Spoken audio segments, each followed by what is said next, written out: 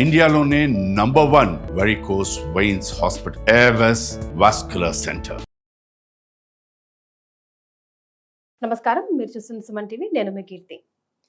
September 7న రాహుగ్రస్త చంద్రగ్రహణం ఉంది కదా, దానికి సంబంధించిన పాజిటివ్ అండ్ నెగిటివ్ థింగ్స్ మనం చాలా రోజులుగా మాట్లాడుకుంటున్నాం. అయితే రీసెంట్గా అంటే మేము ఈ వీడియో చేస్తున్నప్పటికీ జస్ట్ 2 days బ్యాక్ అని చెప్పొచ్చు, ఇటు పాకిస్తాన్లో కానీ, సూడన్లో కానివ్వండి, అలాగే ఆఫ్ఘనిస్తాన్లో కానివ్వండి, విరుచుకుపడుతున్న కలువ చిండులు కానివ్వండి, లేదంటే ప్రకృతి వైపరీత్యాలు మనం చూస్తూనే ఉన్నాం. దీనికి గ్రహణమే కారణం అంటున్నారు. ఇందులో నిజమెంత విషయాలు ఇవాళ ఈ వీడియోలో తెలుసుకుందాం. మరి దీని గురించి వివరించడానికి 2009 నుంచి 30,000కు పైగా జాతకాల పరిశీలన చేసి, అలాగే 2013 నుంచి వేల సంఖ్యలో పితృదోష కార్యక్రమాలు స్వయంగా నిర్వహించిన ప్రముఖ ఆస్ట్రాలజర్ బ్రహ్మశ్రీ నందిబట్ల శ్రీహరి శర్మ గురుగారు మనతో పాటు ఉన్నారు.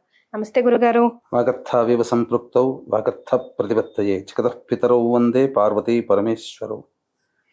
ఆదిత్యాయ చ సోమాయ మంగళాయ బుధాయ చ గురు శుక్ర శనిభ్యశ్చ రాహవే కేతవే నమః.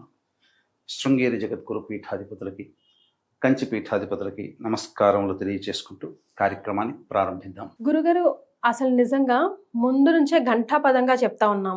ముఖ్యంగా మీరు ఎప్పుడు అంటూ ఉన్నారు, గ్రహణం అన్నది భారతదేశానికి సంబంధం ఉన్నా లేకున్నా అంతరిక్షానికి సంబంధించింది కాబట్టి డెఫినెట్ గా ప్రభావం అన్నది చూపిస్తుంది అని చెప్పేసి. అఫ్ కోర్స్ ఇప్పుడైతే సెప్టెంబర్ 7న భారతదేశానికి చంద్రగ్రహణం ఉంది, అలాగే 21 సెప్టెంబర్ సూర్యగ్రహణం కూడా ఉందని చెప్తా ఉన్నారు. మరి ఈ ఎఫెక్ట్ ఆల్రెడీ మనం ప్రకృతి వైపరీత్యాలు అయితే చూస్తున్నాం. ఊరు కొట్టుకుపోయి ఒకే ఒకడు మిగిలాడు. అండ్ అసలు దారుణాతి దారుణంగా అంతా కూడా ప్రకృతి విలయ తాండవం ఆడుతుందనే చెప్పాలి. దీన్ని మనం ఏ రకంగా చూసుకోవచ్చు అంటారు? గ్రహణం వల్లే ఇలా జరుగుతుందంటారా? ఇక్కడ వాస్తవానికి గ్రహణము అనేటువంటిది మనకు సైన్స్ ప్రకారం చూసుకుంటే అది ప్రకృతిలో అంతరిక్షంలో జరిగేటువంటి ఒక అద్భుతమైనటువంటి ఖగోళ విజ్ఞానానికి సంబంధించినటువంటిది. చదువుకున్నటువంటి వాళ్ళు దీనిని సాధారణంగా అధ్యయనం చేయడానికి మాత్రమే వాళ్ళు అనుకుంటూ ఉంటుంటారు. కాకపోతే ఖగోళ విజ్ఞానము వేరు, శాస్త్ర విజ్ఞానము వేరు. ఖగోళం అనేది ఒప్పుకోవాల్సింది, అది సైన్స్ ప్రకారం వాళ్ళకి జరిగేటువంటిది. సంబంధించిన గ్రహణాలు ఎప్పుడూ ఏర్పడుతూనే ఉంటుంటాయి. కానీ శాస్త్ర విజ్ఞానానికి సంబంధించి చూసుకుంటే అనేక దుర్ఘటనలు అనేటువంటివి కేవలం ఈ యొక్క గ్రహణాలు సంభవిస్తున్నటువంటి తరుణంలోనే, వాటికి ముందు వెనుక ఎందుకు జరగాలి? మిగతా రోజుల్లో జరిగి ఉండవచ్చు కదా. కానీ ఎక్కువ శాతం ప్రమాదాలు 100కి 80% ప్రమాదంలో జరిగిన అంటే మాత్రం ఈ గ్రహణానికి ముందునో వెనుకనో ఉంటాయి. అది కూడా తీవ్రమైనటువంటి స్థితిలో కలిగినప్పుడు. అంటే ఒక్కొక్క రాశిలో ఏర్పడేటువంటి గ్రహణ ప్రభావం ఒక్కొక్క తత్వాన్ని సూచిస్తుంది. ఇది ప్రధానంగా. కాబట్టి ఇప్పుడు మనం చూసుకున్నట్లయితే, రీసెంట్గా మనం చూసుకున్నట్లయితే ఆఫ్ఘనిస్తాన్లో 1వ తారీఖు రాత్రి 1:26 మధ్యకాలంలో భూకంపం ఏర్పడింది. సాధారణంగా 6.1 రిక్టర్ స్కేల్. కానీ చనిపోయినటువంటిది అఫీషియల్గా 1500 పై మాటే, అన్అఫీషియల్గా మనం చెప్పలేము. క్షతగాత్రులు వేల సంఖ్యలోనే ఉన్నారు. వాళ్ళు మళ్ళీ తర్వాత ఎన్ని మరణాలు అవుతాయో తెలియదు. మళ్ళీ అదే గంటల వ్యవధిలోనే, అనగా ఈ 30వ తారీఖు ఆగస్టు ఆ సందర్భంలో చూసుకుంటే సూడాన్లో కొండ చర్యలు, అంటే వరద ధాటికి కొండ చర్యలు విరిగిపడి దానికి ఆనుకున్నటువంటి గ్రామము ఉంటే ఆ గ్రామమే తుడిచిపెట్టుకుపోయింది. కేవలం ఒకే ఒక్కడు మిగిలాడు. మనకు మొన్న విమాన ప్రమాదంలో జరిగితే ఒక్కడు మిగిలాడు, బతికాడు అన్నట్టు, అలా ఒక్కడే బతికాడట. తర్వాత చూసుకున్నట్లయితే ఇప్పటికీ కూడా పాకిస్తాన్ అనేటువంటి ప్రదేశంలో దాదాపు మొన్న వచ్చిన వరదలకి 800 మంది చనిపోయారని చెప్పి రిపోర్ట్స్. అది మన మోదీ గారు దయతో వాళ్ళకి ఇంటిమేట్ చేయడం వల్ల పెను ప్రమాదం తప్పింది. మన వాళ్ళు కనుక వరదలు వస్తున్నాయి, గేట్లు ఎత్తేస్తున్నాం అని చెప్పకపోతే పాకిస్తాన్లో చాలా మంది ఇంకా ఘోర విపత్తులకి సమాధి అయ్యేవాళ్ళు. ఆల్మోస్ట్ ఆ ఊర్లు కొట్టుకుపోయే ప్రమాదం కూడా ఉండేది, అన్ని వార్తల్లో చూసాం. కానీ ఇవన్నీ కూడా ఈ 7వ తారీఖు గ్రహణము కేవలం ఒక్క గ్రహణం మీద ఆధారపడి కాదమ్మా. 21వ తారీఖు రోజున ఏర్పడుతున్నటువంటి చూడామణి సూర్యగ్రహణం కూడా ప్రభావం. ఎందుకంటే శాస్త్రంలో ఏం చెప్పబడింది, ఒకే నెలలో 2 గ్రహణాలు గనక ఏర్పడితే, నెలలు అంటే ఇంగ్లీష్ నెలలు కాదు, మన తెలుగు మాసములు, భాద్రపద మాసంలో పౌర్ణమికి అలాగే అమావాస్యకి 2 గ్రహణాలు. ఈ పౌర్ణమి వచ్చేటువంటి గ్రహణం మన భారతదేశంలో కనిపిస్తుంది, అనేక దేశాలలో కూడా కనిపిస్తుంది. 21వ తారీఖు రోజున వస్తున్నటువంటి సూర్యగ్రహణం న్యూజిలాండ్, ఆస్ట్రేలియా, ఫిజీ వంటి దేశాలు అలాగే అంటార్కిటికా ఖండంలో కూడా ఈ యొక్క ప్రభావం అనేటువంటిది కనిపిస్తుంది. కాబట్టి ఈ యొక్క గ్రహణాల ప్రభావం అనేటువంటిది ఉన్నప్పుడు ముందు పక్షం రోజులు, తరువాత మ్యాక్సిమం దాని ఎఫెక్ట్ కార్తీక మాసం అయిపోయేంత వరకు కూడా దీని ఎఫెక్ట్ పడుతుంది. కుంభరాశిలో కూడా, అది కూడా వాయుతత్వ రాశిలో ఏర్పడుతున్నటువంటి గ్రహణము. ఈ గ్రహణం కూడా మీరు గమనించుకుంటే శని వక్రీకరించి కుంభరాశి వైపు పయనమవుతున్న సందర్భం రాహుగ్రస్త చంద్రగ్రహణం ఇది ఏర్పడుతున్నటువంటిది. కాబట్టి ఈ శని మీద, వక్రీకరించినటువంటి శని మీద పాపగ్రహమైనటువంటి కుజ ప్రభావం కూడా ఉండడం, కాబట్టే కుజుడు భూమికారకుడు, కాబట్టే భూ సంబంధమైనటువంటి విపత్తులు జరిగాయి. కాబట్టి దీని ప్రభావం మనము ఆ ఫాల్గుణ మాసంలో ఏర్పడినటువంటి గ్రహణాల ప్రభావం ఏదైతే ఉందో అది లేక మన దేశంలో కనిపించకపోయినా మన దేశంలో ప్రమాదాలు జరిగాయి. కాబట్టి తప్పకుండా దీని ప్రభావం ప్రపంచవ్యాప్తముగా ఉంటుంది అని మనం చెప్పుకోవచ్చు.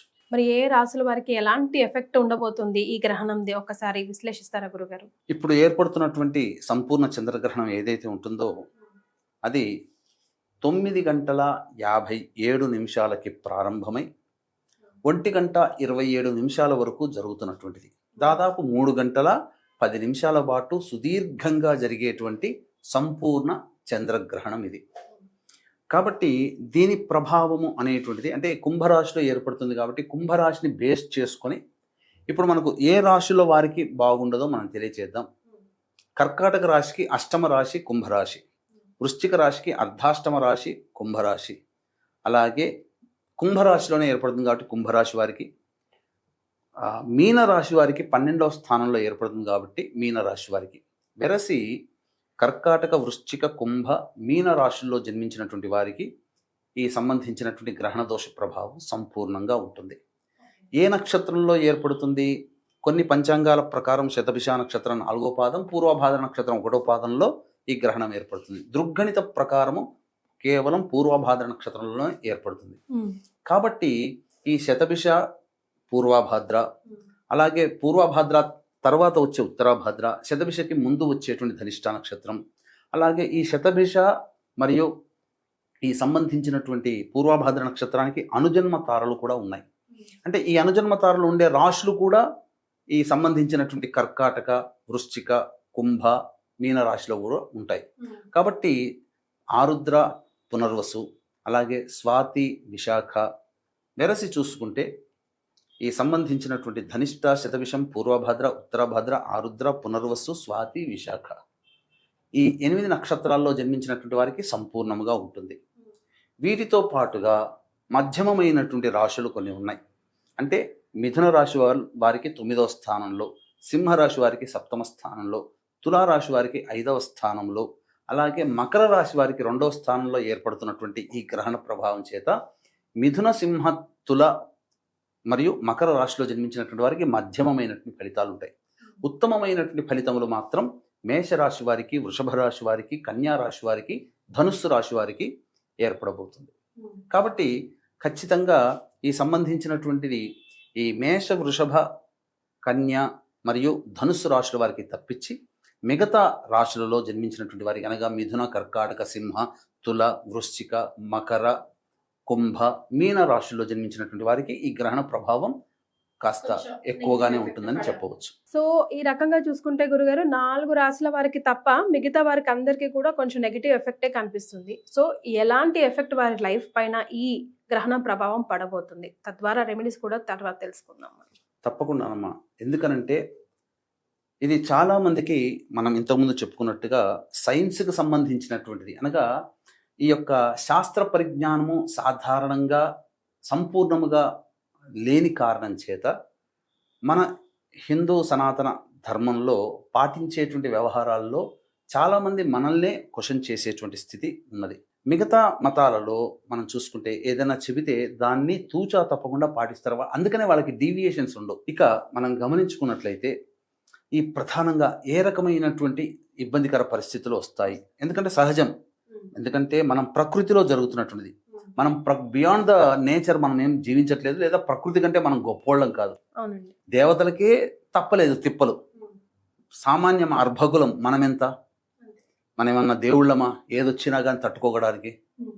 కాబట్టి దేవుడని చెప్పుకునేవాడే మరణాన్ని తట్టుకోలేకపోయాడు, మరి మనం ఎంత? కాబట్టి ఇక్కడ సాధారణంగా ప్రకృతిలో మనం జీవిస్తున్నప్పుడు ప్రతిదీ కూడా ప్రకృతితో మమేకమైనప్పుడు మనం కొన్ని నియమాలు ధర్మాలు పాటించక తప్పదు.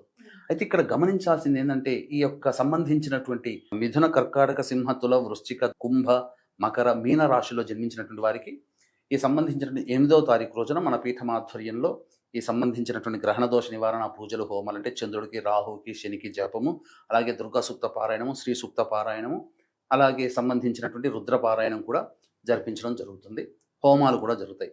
ఈ కార్యక్రమంలో పాల్గొన్నటువంటి వాళ్ళకి శక్తిపాతం చేసినటువంటి కరుంగలి మాల కూడా ఇవ్వడం జరుగుతుంది. అవకాశం ఉన్న వాళ్ళు కార్యక్రమం తదనంతరం కాంటాక్ట్ చేసి వివరాలు తెలుసుకోవచ్చు. ఇక మేషరాశికి లాభం అని చెప్పాం. లాభస్థానంలోనే గ్రహణం ఏర్పడుతున్నటువంటి పాపగ్రహ ప్రభావం వలన ఈ తదనంతరం వాళ్ళు చేసేటువంటి ప్రతి పనిలో ఏదైతే ఉంటుందో ఆశించినటువంటి విధంగా ముందుకు సాగడం కానీ, అలాగే అన్ని విధాలుగా ప్రోత్సాహకం అనేటువంటిది ఉంటుంది. ఇక వృషభ రాశిలో జన్మించినటువంటి వారికి దశమ స్థానంలో కాబట్టి వృత్తి ఉద్యోగ వ్యవహారాల్లో వాళ్ళకి పై చేయి సాధిస్తారు. ఉద్యోగము, కొత్త ఉద్యోగం మారడం కానీ లభిస్తుంది. కీర్తి ప్రతిష్టలు పెరుగుతాయి. మిథున రాశి వారికి అదృష్ట స్థానంలో ఏర్పడుతున్నటువంటి కారణం చేత సాధారణంగా అనుకున్నటువంటిది అన్ని దగ్గర దాకా వచ్చి వెనక్కి వెళ్ళిపోవడం కానీ, అలాగే విదేశీయానము, విదేశీ విద్యకు సంబంధించినటువంటి ఇబ్బందులు కానీ, తండ్రి గారి ఆరోగ్యం పట్ల కానీ శ్రద్ధ వహించాలి. కర్కాటక రాశి వారికి అష్టమ స్థానంలోనే ఏర్పడుతున్నటువంటి కారణం చేత ధన నష్టం ప్రధానంగా సూచించబడుతుంది. ఆరోగ్య భంగము కూడా సూచించబడుతుంది. అలాగే ప్రతి పనులలో ఆటంకాలు అనేటువంటివి ఉంటాయి. సింహరాశి వారికి దాంపత్య స్థానంలో కాబట్టి భాగస్వాముల మధ్య, అంటే వ్యాపార భాగస్వాములు లేదా జీవిత భాగస్వాముల మధ్య పొరపచ్చాలు రావడం, అలాగే ఎవరితో కలిసి పనిచేస్తుంటాం వాళ్ళతో కొన్ని ఇబ్బందికర పరిస్థితులు ఉంటాయి.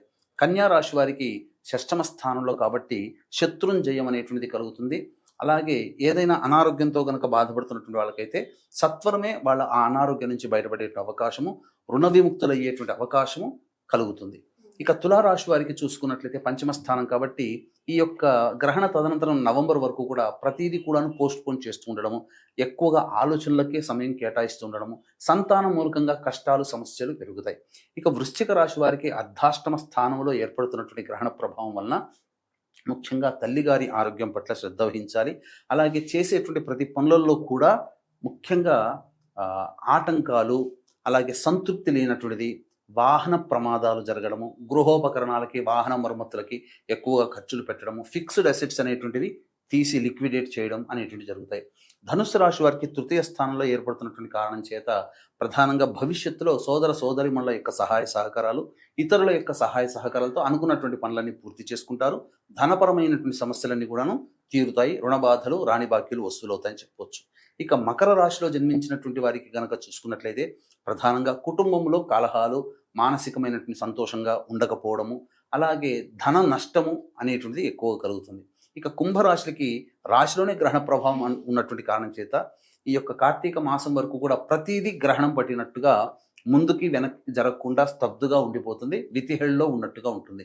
ఇక మీన రాశి వారికి ప్రధానంగా చూసుకున్నట్లయితే ప్రతి పనులలో ఆటంకాలు ఉంటాయి. అలాగే ఈ యొక్క వ్యవహారం అనగా గమనించుకుంటే ప్రయాణాలు, అనవసరమైనటువంటి ప్రయాణాలు చేసి రావడము, ఖర్చులు బాగా పెరగడము, ప్రశాంతత లేని జీవితాన్ని గడపడం అనేటువంటిది సాధారణంగా ఉంటుందని చెప్పవచ్చు. ఓవరాల్గా చూసుకున్నట్లయితే ఈ మిథున, కర్కాటక, సింహ, తుల, వృశ్చిక, మకర, కుంభ, మీన రాశిలో జన్మించినటువంటి వారు ముఖ్యంగా మానసికమైనటువంటి ప్రశాంతత, కింది స్థాయి వాళ్లతో ఇబ్బందులు, ధనపరమైనటువంటి నష్టములు, ఆరోగ్యపరంగా ఇబ్బందులు అనేటివి సాధారణ స్థాయి కంటే కొద్దిగా ఎక్కువగా ఎదుర్కొంటారని చెప్పవచ్చు.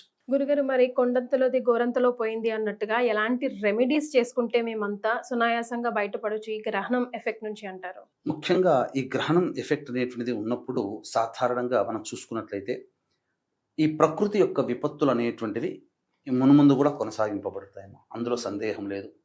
ప్రధానంగా కొన్ని దేశాల మధ్య వైర ప్రభావం రావడము, ముఖ్యంగా ప్రకృతి పరంగా వాయు ప్రమాదాలు అనగా మళ్ళీ ఏదైనా వైరస్ లాంటిది మళ్ళీ రావడం కానీ, ఆల్రెడీ ఇప్పుడు మెక్సికోలో ఒక కొత్త వైరస్ ఏదో వస్తుందని, అది ఆటోమేటిక్గా బాడీలో ఇంజెక్ట్ అయిపోయి తెలియకుండానే బాడీని తినేస్తుందని, ఈవెన్ అది మెల్లగా యానిమల్స్ కి కూడా సోకుతుందని ఆల్రెడీ వింటూ ఉన్నాం. ఎప్పుడు తెలిసిందమ్మా అది? ఆల్రెడీ రీల్స్ లో మనం చూస్తా ఉన్నాం గురుగారు. మరి అది అంటే ఎంతవరకు recent fresh Gaana? News? Recent they. చిన్నగా బొద్దింకలాగా ఉంది అది. Okay, already spectacles. మెక్సికోలో స్ప్రెడ్ అవుతుంది అని వింటూ ఉన్నాం. అది కరోనా కన్నా డేంజరస్, బికాస్ మనకు తెలియదు అది బాడీలో ఎట్లా ఇంజెక్ట్ అవుతుంది అని చెప్పేసి అని ఓ, అంటూ ఉన్నారు ఆల్రెడీ. జాగ్రత్త పడాలమ్మా. ఎందుకనంటే వాయు ప్రమాదాలు ఇలాగే ఈ సంబంధించినటువంటి ప్రకృతి విపత్తులకి ఎదుర్కోక తప్పదు. ఇది 2027 వరకు ఉంటుందమ్మా. తర్వాత విచిత్రంగా 2027 నుంచి 2040 వరకు కూడా దారుణాతి దారుణాలు మనం చూడాల్సి వస్తుంది. వామ్మో. తప్పదమ్మా. ఎందుకనంటే 2027లో ఏర్పడేటువంటి సూర్యగ్రహణం మళ్ళీ 114 సంవత్సరాల తరువాత మాత్రమే అట్లాంటి గ్రహణం ఏర్పడుతుంది. ఓ. కాబట్టి ఇది మనం భవిష్యత్తుని మనం అంతగా మనం ఊహించలేం. కాబట్టి జాగ్రత్త పడక తప్పదు. ఇది మాత్రం చెప్పవచ్చమ్మా. జాగ్రత్త అంటే ఎలాంటి జాగ్రత్తలు తీసుకోవాలి? దైవానుగ్రహాన్ని పొందే ప్రయత్నం చేసుకోవాలమ్మా. ముఖ్యంగా గమనించుకున్నట్లయితే ఇప్పుడు ఈ సంబంధించినటువంటి చూసుకుంటే గ్రహణం ఏర్పడుతున్నటువంటి సందర్భంలో అందరూ కూడా వీలైతే రావి చెట్టు దగ్గర కానీ, లేదా దేవాలయం మూసేసి ఉంటుంది కానీ దేవాలయ ప్రాంగణంలో కానీ, లేదా ఇంట్లోనైనా కానీ పట్టు స్నానం అనేటువంటిది చేయాలి. 9:57 కదమ్మా. 9:50 బాత్రూమ్కి వెళ్ళి స్నానం ఆచరించి తడి బట్టలతోనే వచ్చి చక్కగా మళ్ళీ పొడిగట్టలు కట్టుకొని దేవతా స్థానంలో దీపారాధన చేసుకొని చక్కగా గురుదేవులు ఇచ్చినటువంటి మంత్రము కానీ, కులదేవతా మంత్రము కానీ, లేదా విష్ణు సహస్రనామము, లలితా సహస్రనామము, శివ సహస్రనామము, గణపతి సహస్రనామము, ఏ దేవుడు ఇష్టమైతే ఆ దేవత యొక్క నామాలు అనేటువంటి చేయాలి. ఎందుకనంటే ఈ యొక్క సమయంలో రాక్షసుల యొక్క శక్తి అధికంగా ఉంటుంది, దేవతల శక్తి తక్కువగా ఉంటుంది.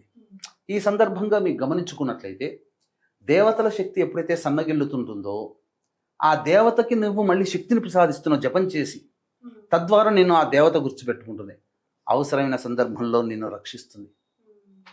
అది గుర్తుపెట్టుకోవాలి. అందుకనే గ్రహణం రాజు సంబంధించి చేసేటువంటిది. దేవతల శక్తి తగ్గుతుంది కాబట్టి ఆ దేవతకి మాలిన్య దోషం ఏర్పడుతుంది కాబట్టి జపాలు చేసుకుంటారు. ఇవన్నీ కూడా సామాన్య ప్రజానికానికి తెలియవు కదా, కాబట్టి ఎట్లా పడితే అట్లా కామెంట్లు చేస్తుంటారు. అటువంటిది చేయాలమ్మా. మళ్ళీ విడుపు స్నానం 1:27 కాబట్టి 1:25 విడుపు స్నానం ఆచరించి తదనంతరం మళ్ళీ నిద్రపోవచ్చు, లేదా ఆ జపాన్ని కంటిన్యూ చేసుకోవచ్చు. తర్వాత తెల్లవారిన తర్వాత ఏం చేయాలి?